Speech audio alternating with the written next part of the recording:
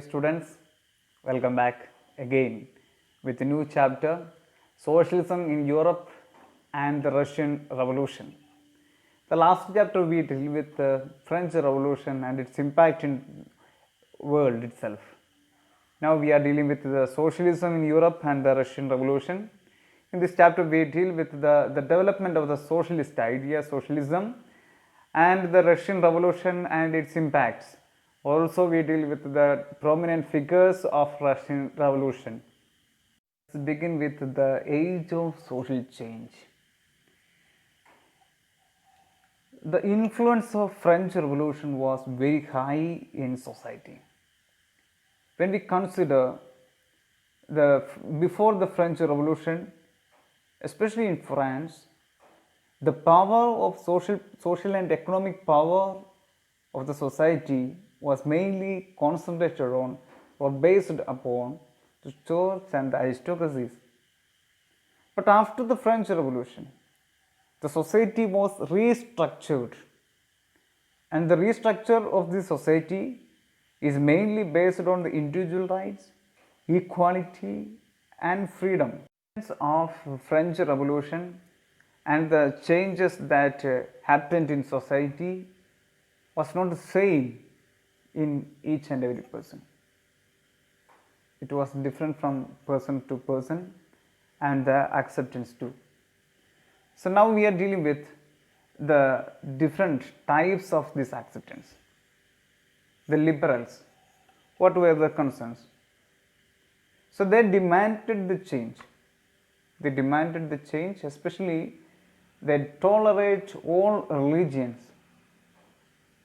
Considering the religious concerns of the Europe, especially during the time of the French Revolution, the primacy and the superiority of Catholic Church, especially the Christian churches, was very, very prominent.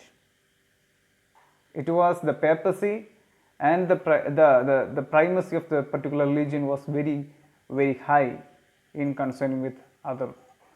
So the liberals demanded to tolerate all religions, so all acceptance of all other religions. So they opposed the uncontrolled power of dynamic rulers. They wanted to safeguard the rights of the individuals against the government.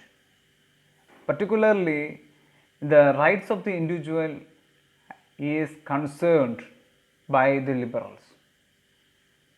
So they argued for a representative elected parliamentary government. So this particular government is subject to law. They are under the law. And these laws are interpreted by the well-trained judiciary, and this judiciary is independent of the rulers and the officials. But they were not the Democrats. They did not believe in universal adult franchise, and they also did not want the vote for women. They did not promote for this. So we have just characterized the main theme of the liberals. Another group that promotes the change, that is radicals. So what is the radicals? A government must be based on a majority of country's population. That is the primary concern, and supported suffragette movement. The movement promotes the women right to vote, and these radicals also promote the women right to vote. They were not against the private property, but disliked the concentration in the hands of a few. So that is about the radicals. Now we are dealing with the conservatives. What is the conservative? They oppose the radicals and the liberals. The idea of radicalism and the liberalism is opposed by the conservative concerns. So by the 19th century, they accepted some changes was inevitable, and it is believed and it is accepted by the conservatives too